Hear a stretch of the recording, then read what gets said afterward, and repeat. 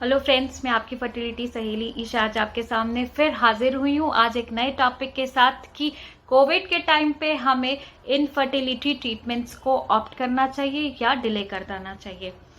Infertility का पथ चुनना ऑलरेडी कपल्स के लिए एक बहुत मुश्किल डिसीजन होता है, क्योंकि किसी भी रीजन की वजह से कोई भी कपल अपना सक्सेस रेट हैम्पर करना नहीं चाहता है। इनफर्टिलिटी में हमारा लाइफस्टाइल ऑलरेडी एक बहुत मेजर फैक्टर होता है। अब इन हालात में कोविड के चलते मुश्किलें और बढ़ गई है।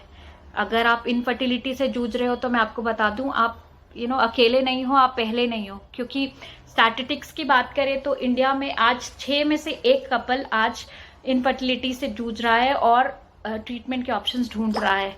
अब पिछले साल कोविड के टाइम की बात करें तो बहुत सारे कपल्स ऐसे थे जिन्होंने या तो अपना ट्रीटमेंट ऑनगोइंग ट्रीटमेंट स्टॉप कर दिया था या अपने ट्रीटमेंट को डिले कर दिया था।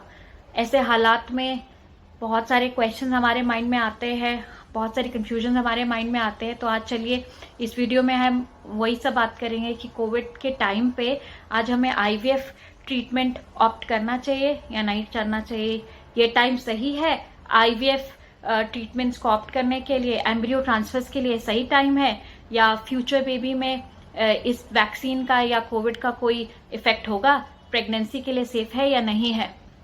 तो चलिए आज कुछ बात करते हैं इससे रिलेटेड। तो कोविड के टाइम पे आईवीएफ ट्रीटमेंट को ऑप्ट करना चाहिए या नहीं करना चाहिए।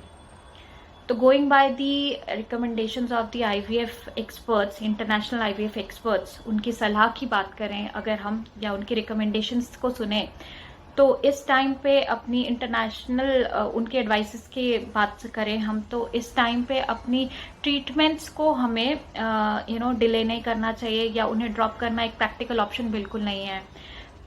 टॉप फर्टिलिटी सेंटर जैसे क्रिस्टा आईवीएफ आज टेली कंसल्टेशंस के थ्रू हमें इनिशियल ट्रीटमेंट्स के लिए कंसल्टेशंस दे रहा है और ट्रीटमेंट्स के लिए बुक करने के ऑप्शंस दे रहा है। नो कॉन्टैक्ट ट्रीटमेंट के ऑप्शंस हमें मिल जाते हैं, जिससे कि हमें कंसल्टेशन में बहुत हेल्प हो जाता है। इसके अलावा इन सेंटर्स पे एडवांस टेक्नोलॉजी के through whom blood collections, sample collections, ये फैसिलिटीज अवेलेबल है जो कि हमारे ट्रीटमेंट्स के टाइम पे हमें सैंपल ब्लड कलेक्शंस लेने पड़ते हैं, तो ये हमें होम कलेक्शंस देता है, जिसकी वजह से बहुत कन्वीनियंट बन जाता है पेशेंट्स को। तो आप नियर बाय आईवीएफ सेंटर जा सकते हैं जहाँ पे फीमेल पार्टनर के लिए अल्ट्रासाउंड की फैसिलिटी अवेलेबल हो और मेल पार्टनर के लिए सीमन कलेक्शन की फैसिलिटी अवेलेबल हो।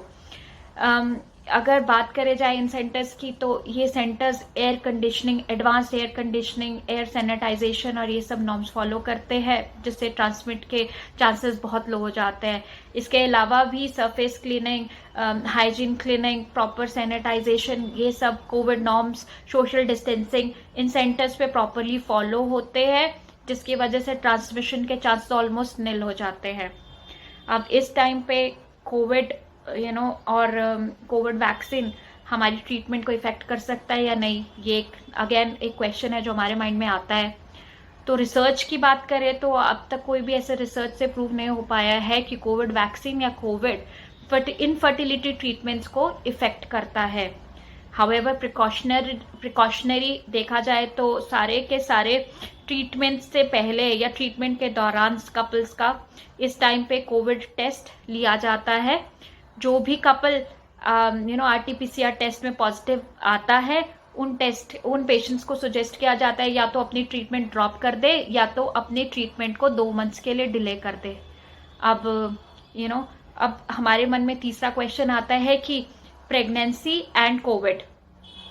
तो जो भी कपल्स इस टाइम पे अपनी फैमिली को कंप्लीट करना चाहते हैं या जो भी प्रेग्नेंट कपल्स हैं, उनके माइंड में ये बहुत ज़्यादा क्वेश्चन आता है कि ये टाइम सेफ रहेगा कि नहीं रहेगा। तो स्टडीज़ की देखा जाए तो एक प्रेग्नेंट वुमेन को उतना ही रिस्क रहता है कोविड का जितना एक नॉन प्रेग्नेंट वुमेन को रहता है।